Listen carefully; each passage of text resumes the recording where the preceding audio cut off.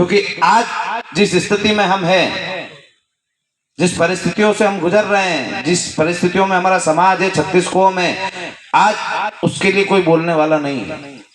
आज लोकतांत्रिक व्यवस्था की हत्या हो चुकी है पूरी तरीके से। यदि आप लोकतांत्रिक व्यवस्था में भी जाते हैं तो आपके पास ईमानदार लोग चाहिए, वरना कब आप 50 से 60 या 230 में से 230 भी जाओगे तो आज सरकारों की स्थिति यह है कि जो जनता का निर्णय है वो बदल दिया जाता है। जनता के वोट की कोई वैल्यू नहीं है। आज आप हम सब किसी एक पार्टी को वोट नहीं करते। आज किसी ने कांग्रेस को करा होगा, किसी ने भाजपा को करा होगा, तो किसी ने नोटो दबाया होगा। हर व्यक्ति ने अलग अलग दल को वोट करा, पर जब लोकतांत्रिक व्यवस्था में कोई सरकार स्थापित होती है तो उसे जिस प्रदेश में या देश में जिसको ज्यादा वोट मिलते हैं वो अपनी सरकार बनाता है। तो लोकतांत्रिक व्यवस्था है, इस व्यवस्था को भी छिन्न भिन्न किया जा रहा है, इस लोकतंत्र की भी हत्या की जा रही है।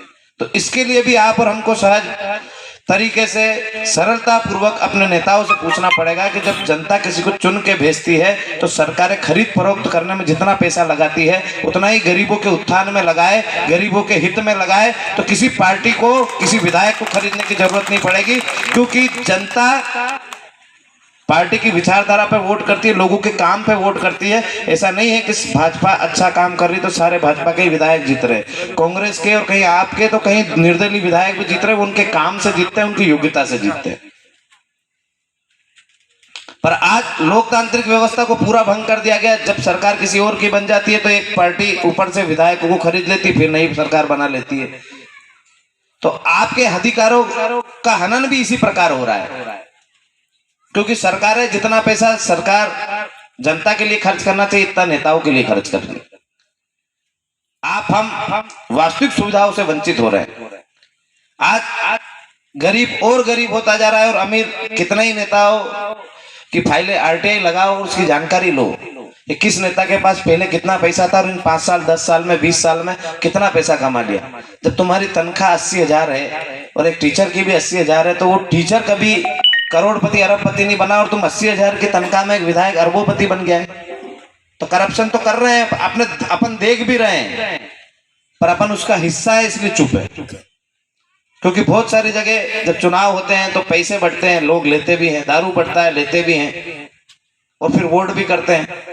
तो आप उसका हिस्सा हो इसलिए आपको दिखता नहीं है। यदि उस चीज को नकारा जाएगा तभी हमारे जो पूर्वजों ने इस राजतंत्र को लोकतंत्र बनाया, हमारी 565 रियासतें विलय हुई और तभी एक देश बना, उनको सच्ची श्रद्धांजलि तभी मिलेगी जब इस देश में न्याय व्यवस्था व्यवस्थित चलेगी। आज आप हम सब चुप होते हैं, बैठते हैं, देखते हैं, कोई कर रहा है तो करने दो। क्षत्रियों का काम भगवान ने लड़ने के लिए दिया था, तो हमारा मकसद भी लड़ना होना चाहिए न्याय के लिए।